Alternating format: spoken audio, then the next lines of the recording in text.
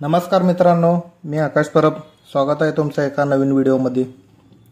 दशमान पद्धतीमधला type 1 आपण काल पण बघितलंय, आज सुद्धा तोच बघणार आहोत. म्हणजे त्याच्यापेक्षा जरा वेगळे गणित आहे त्यात.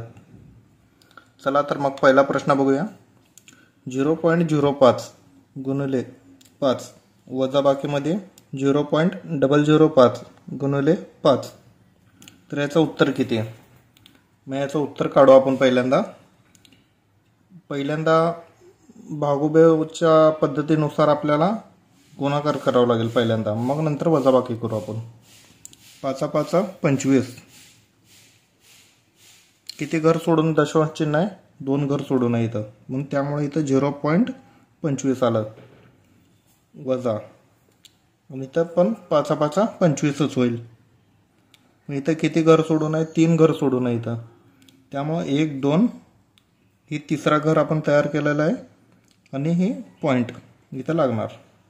मग आता यांची वजाबाकी करून घेऊया आपण. 0.25, मग बरोबर दशांश चिन्हाच्या खाली दशांश चिन्ह यायलाच पाहिजे. 0.025. मग आता इथं काय नाही म्हणल्यावर आपण 0 घेऊ शकतो. चला तर मग वजाबाकी करूया. 10 ना 5 गेले 5, उरला 1. 5 ना 3 गेले, उरले 2. 2 आहे तसं खाली आलं. 0.225 हे आपलं फायनल उत्तर असणार आहे. चला तर मग प्रश्न क्रमांक दुसरा बघूया. 14 गुणिले 18.6 भागिले 12 अधिक 19.3, तर याचं उत्तर किती? मांडणी करून घेऊया आपण पहिल्यांदा. 14 गुणिले 18.6 भागिले 12 अधिक 19.3. आता पहिल्यांदा भागाकार करावा लागेल आपल्याला, बरोबर. बेसंग 12, बेसत्ती 14, 6 एकम 6, 6 त्रिकम 18 आणि 6 एकम 6. इथं एक घर सोडून पॉईंट आहे म्हणून आपण इथं 3.1 घेतलेलं आहे. इथं 3.1 झालं त्याचं. मग आता या दोघांचा गुणाकार करून घ्यावा लागेल आपल्याला. 7 एकम 7 आणि 7 त्रिकम 21, 21.7 आलं इथं. आणि वरचं 19.3 खाली घेऊया त्याला पण 19.3. मग आता यांची बेरीज करून घ्यायची आपल्याला. 21.7 आणि 19.3, 7 3 10ला 0, ही बेरीज करायची. हातचाला 1, पॉईंटच्या बरोबर खाली पॉईंट द्यायचं. 9 1 10 1 11, 11ला 1 हातचाला 1, 2 3 4 म्हणजे 41 हे याचं उत्तर आलेलं आहे. आता पॉईंटच्या तिकडं फक्त 0 आहे, त्याच्यामुळं आपण पॉईंट कट केलेला आहे. चला तर मग प्रश्न क्रमांक 3 बघूया.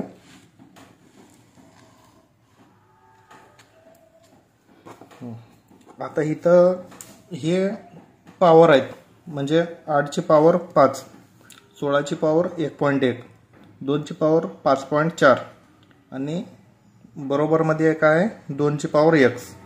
मग आपल्याला इथं x ची किंमत काढावं लागेल. मग आता पहिल्यांदा आपल्याला काय करावं लागेल, इथं सर्व छेद समान करून घ्यावं लागतील. मग आता छेद समान कसं करायचं, तर इथं मी लिहितो, म्हणजे 2 5 वेळा लिहितो मी पहिल्यांदा. 2 गुणले 2 गुणले 2 गुणले 2. मग आता 2 दुनी 4, 4 दुनी 8, म्हणजे 2ची पॉवर जेव्हा 3 वेळा येते तेव्हा 8 ही संख्या तयार होते. आणि 8च्या वर काय आहे 5, मग 3 गुणिले 5 आला इथं, बरोबर. आता भागाकारमध्ये इथं 16 आहे. आता कसं 2 दुनी 4, 4 दुनी 8, 8 दुनी 16, म्हणजे 2ची पॉवर 4 वेळा आली की 16 होत आहे. मग ह्याचं परत 1.1 गुणाकारमध्ये गुणिले, आता इथं तर काय नाही, 2 आहे तसंच आहे, 5.4 पॉवर आहे याची, आणि इथं 2ची पॉवर आहे x. मग आता छेद समान झालेले आहेत आपले. मग आता आपण ह्यांचा ही गुणाकार करून घेऊया ह्याचा. मग चला तर मग मांडणी करून घेऊया. 2ची पॉवर 3/15 भागिले 2ची पॉवर 11 चौक 44 म्हणजे 4.4 गुणिले, कारण की इथं पॉईंट आहे 1.1 आहे, इथं तर 2ची पॉवर 5.4 आहे, यात काय नो चेंजेस, इथं 2ची पॉवर x. मग आता नोट काय माहिती आहे का, भागाकाराचे चिन्ह असेल तर पॉवरची वजाबाकी करायची, आणि गुणाकाराचे चिन्ह असेल तर पॉवरची बेरीज करायची. आता इथं भागाकारचं चिन्ह आहे, मग इथं आपल्याला आता फक्त आपण पॉवर घेणार आहोत.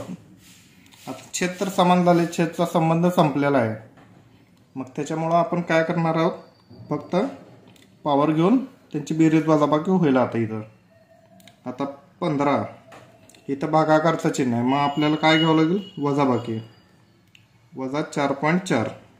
आता इथं गुणाकारचं चिन्ह आहे म्हणल्यावर अधिक घ्यावं लागेल, 5.4 बरोबरच्या इकडं काय येणार x. बरोबर. आता 4.4 वजाबाकीमध्ये आहे आणि 5.4 अधिकमध्ये आहे, मग हे कट होणार, यातलं एक राहिलेलं याच्यामध्ये जाणार, म्हणजे झालं का आता इथं 16 = x. हे आपलं फायनल उत्तर आलेलं आहे. हे लक्षात ठेवा तुम्ही. हे गणित जरा, या गणिताची प्रॅक्टिस तुम्ही भरपूर वेळा करा. चला तर मग चौथा प्रश्न बघूया. 48 भागिले 75 गुणिले 84.5 भागिले 20, तर याचं उत्तर किती आहे हे तुम्ही मला कमेंटमध्ये सांगायचं आहे. चला तर मग पाचवा प्रश्न सोडूया. आता आपण मगाशी तिसरा प्रश्न सोडवला होता ना, सेम तसंच आहे पाचवा प्रश्न. तर मग मांडणी करून घेऊया. 6ची पॉवर 1.2 गुणिले, आता ह्याची फोड करावं लागेल आपल्याला. मग ह्याची फोड काय होईल, 6 गुणिले 6 म्हणजे 6 36 पण होईल, म्हणजे 6ची पॉवर 2 आणि 2 गुणिले x होईल, म्हणजे 6ची पॉवर 2 गुणिले x, कारण की 6चा वर्ग किती येते, 36 येते.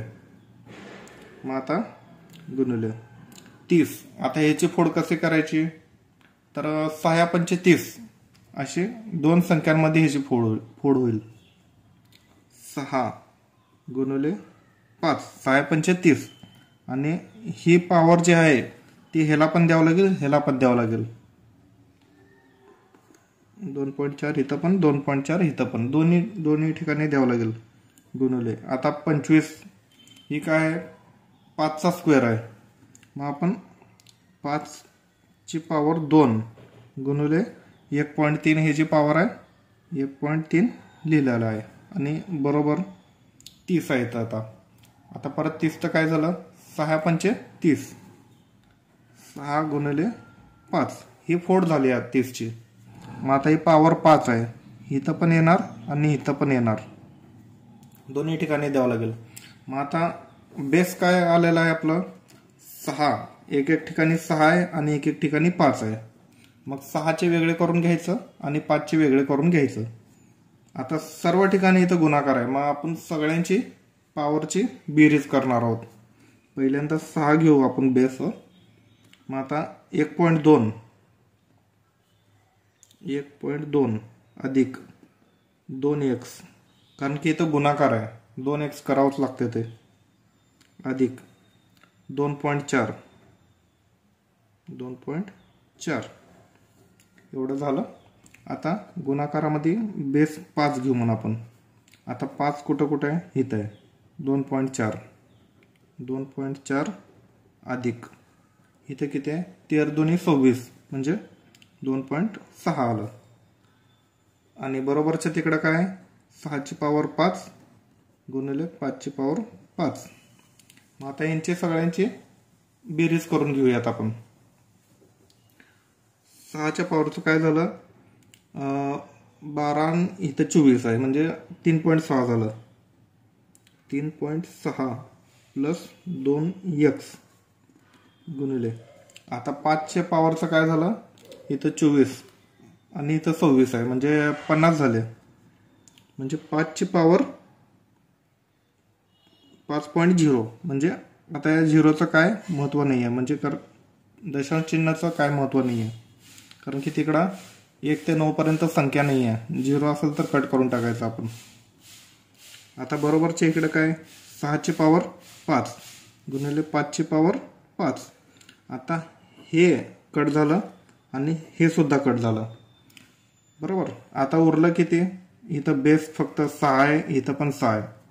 मग आता आपण मांडणी करून घेऊयात. 3.6 पॉवर घेतली आहे plus 2x is equal to 5. मग आता 3.6 इकडे जाईल कारण की इथं 2x आहे. x ही संख्या आहे कारण की x आपल्याला काढायचं आहे, त्याच्यामुळे ह्याला आपण तिकडे न्यावं लागेल आधी. मग 3.7 तिकडे गेल्यानंतर 5 मधून मायनस होईल. बरोबर. मग आता हे 5 मधून मायनस झाल्यानंतर मांडणी करून घेऊया. 2x is equal to 5 minus 3.6. 2x is equal to 1.4 उरत आहे. मग बे एकम बे 14.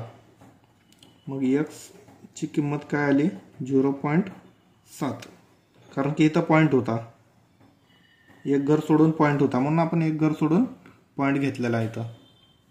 चला तर मग 6वा प्रश्न बघूया. हे बघा मित्रांनो, संख्या पद्धतीमधले हे सूत्र आहेत. या सूत्रांचा वापर करून तुम्ही अवघडातलं अवघड गणित सोपं करून सोडवू शकता. हे 7 सूत्र आहेत आणि आता एक सांगितलेलं सूत्र तो 8. टोटल एवढे सूत्र तुम्ही पाठ करून ठेवा.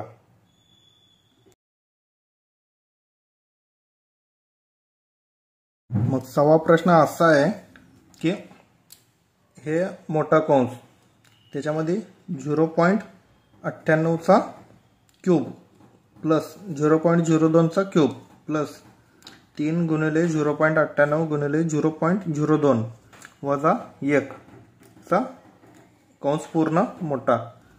मग ह्याचं उत्तर किती आहे, तर ह्याला आपण फॉर्म्युला वापरावा लागेल.